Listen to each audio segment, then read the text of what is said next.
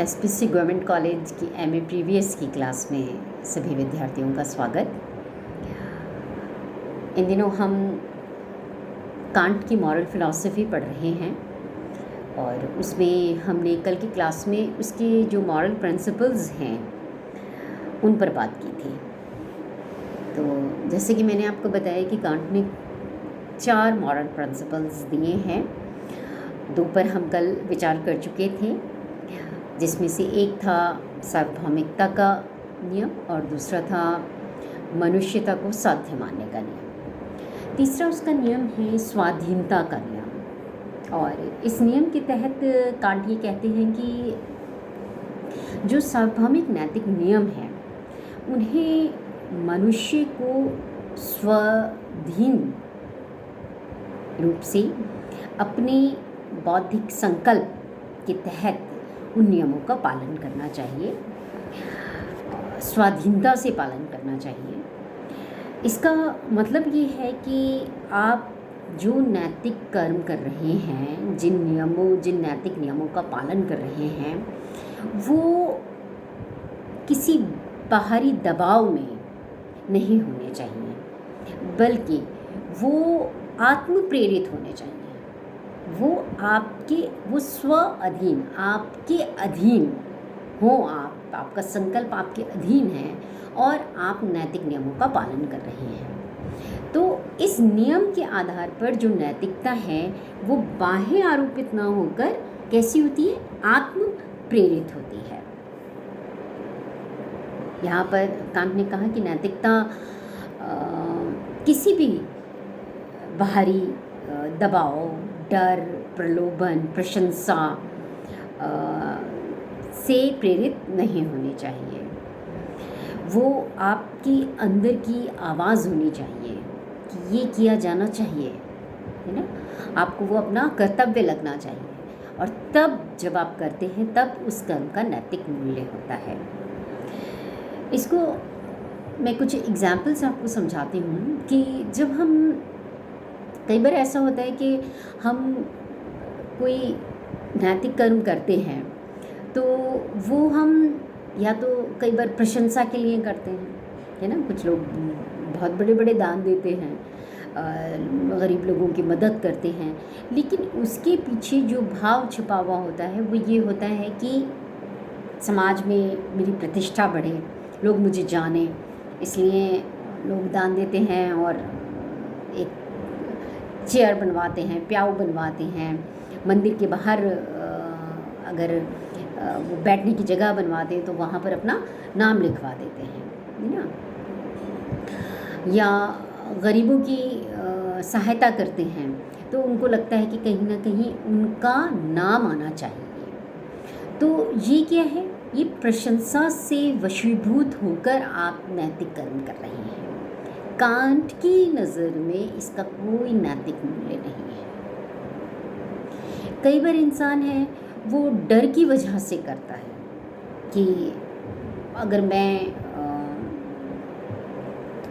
झूठ बोलता हुआ पकड़ा गया या चोरी करता हुआ पकड़ा गया तो लोग मेरी बुराई करेंगे, लोगों को पता चल जाएगा तो मेरी बेइज्जती होगी, समाज में जो मेरी इज्जत है वो कम हो जाएगी, इसलिए ऐसा नहीं करूँ। तो यहाँ पर आप क्या कर रहे हैं? डर की वजह से नैतिक नियम का पालन कर रहे हैं। इसका भी कोई नैतिक मूल्य नहीं है। कांट इसको नैतिक कर्म नहीं मानता।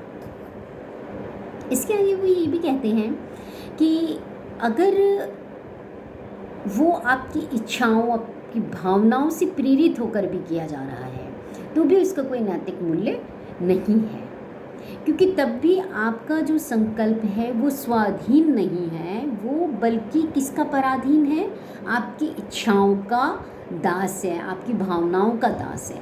आज इच्छाएं, आज भावनाएं ये हैं तो आप ये कर्म कर दोगे, कल अगर आपकी भावनाएं बदलेंगी तो हो सकता है कि आप वो नैतिक कर्म नहीं करो, उसके विपरीत कोई कर्म कर दो, है ना। इसके साथ साथ कांट ये भी कहते हैं कि न सिर्फ समाज की अच्छाई, बुराई, डर, प्रलोभन, प्रशंसा, भावनाओं, इनसे प्रेरित होकर कर्म करना चाहिए, नहीं करना चाहिए, बल्कि कई बार मनुष्य ईश्वर के डर से काम करता है ना, कि भगवान नाराज़ हो जाएंगे या भगवान प्रसन्न हो जाएंगे, मैं दान दूं ताकि ईश्वर खुश हो जाए। बहुत सारे लोग इसीलिए समाज सेवा करते हैं, इसीलिए दान दक्षिणा करते हैं।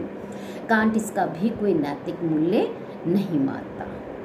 वो कहते हैं कि स्वर्ग, तो अब ईश्वर अगर प्रसन्न होगा तो क्या करेगा, हमें स्वर्ग में पहुंचा देगा, है ना। अगर ईश्वर हमसे नाराज़ होगा तो क्या करेगा, हमें दंड देगा और हमें नरक में पहुंचा देगा। तो यहाँ पर भी स्वर्ग का प्रलोभन है, लालच है, या नरक का डर है। तो आप क्या कर रहे हैं, या तो प्रलोभन से, लालच से या डर की वजह से नैतिक नियम का पालन कर रहे हैं, और इस तरह की नैतिकता नहीं है, इस तरह की कर्म का कोई नैतिक मूल्य नहीं है। ये है स्वाधीनता के नियम का मतलब। आगे और लास्ट जो उनका चौथा नियम है वो है साध्यों के राज्य का नियम।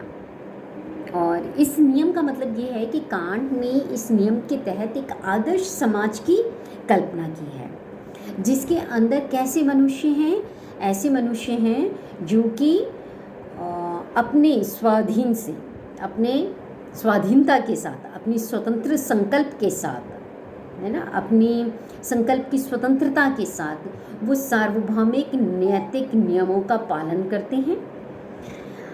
मनुष्यता को साधन नहीं मानकर साध्य मानते हैं, चाहे वो मनुष्यता उनमें निहित हो, चाहे वो दूसरे में निहित हो ना। एक ऐसे आदर्श समाज को वो साध्यों का राज्य कहते हैं। और ये एक जो उनका चौथा नियम है वो बहुत ही वास्ट, बहुत ही व्यापक नियम है, जिसके अंदर पहला, दूसरा और तीसरा तीनों नियम समा जाते हैं। और वो कहते हैं कि ऐसा जो आदर्श समाज है उसका जो हेड होगा, जो नियामक होगा, जो अथॉरिटी होगा, वो ईश्वर ही हो सकता है। ईश्वर क्यों? क्योंकि ईश्वर ही पूर्णतः बौद्धिक प्राणी है, मतलब उसके अंदर इच्छाएं, उसके अंदर भावनाएं नहीं हैं। इसलिए वो जो भी संकल्प करता है वो पूरा हो जाता है, उसके अंदर कोई भी बाधा उत्पन्न नहीं होती।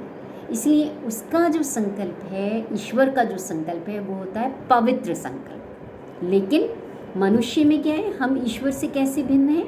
क्योंकि हमारे अंदर भावनाएं हैं, इच्छाएं हैं, संवेग हैं। तो हम कुछ संकल्प लेते हैं, लेकिन हमारी इच्छाएं उसके अंदर क्या उत्पन्न कर देती हैं? बाधाएं उत्पन्न कर देती हैं। तो फिर हमारे संकल्प के अनुसार हम काम नहीं कर पाते हैं। इसलिए हमारा जो संकल्प है वो कैसा संकल्प है? शुभ संकल्प है। और पवित्र संकल्प किस में होता है? ईश्वर में होता है। और ईश्वर क्योंकि पूर्णतः बौद्धिक प्राणी है, इसलिए वो साध्यों के राज्य का नियामक है, वो हाईएस्ट अथॉरिटी है। ये थे कांट के चारों मॉरल प्रिंसिपल्स। कल हम कांट का लास्ट जो टॉपिक है वो कुछ नैतिकता की पूर्व मान्यताएं, प्रिजम्पशंस लेकर चलते हैं, उनके ऊपर विचार करेंगे। Okay, thank you.